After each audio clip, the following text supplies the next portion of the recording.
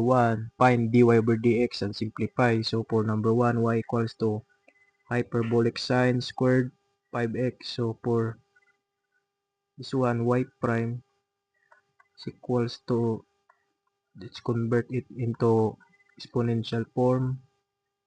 So y prime is equals to 2 times, just copy inside, 2 minus 1 equals to 1, then derivative inside is derivative of hyperbolic sine 5x equals to hyperbolic cosine, copy 5x, so derivative of 5x equals to 5.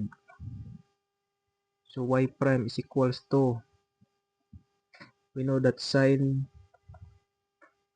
2 theta is equals to 2, so sine hyperbolic sine of 2 theta equals to hyperbolic, so 2 times hyperbolic sine theta hyperbolic cosine theta. So we will distribute, so we'll substitute this. So we have hyperbolic sine, so 2 theta, so 5 times 2 is equals to 10x times 5. So we have y prime is equals to 5 hyperbolic of sine of 10x.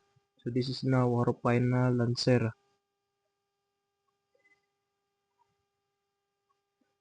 So let's check if our answer is correct. Y prime is equals to hyperbolic sine of 5. So 5 times hyperbolic of sine of 10x. So our answer here is correct.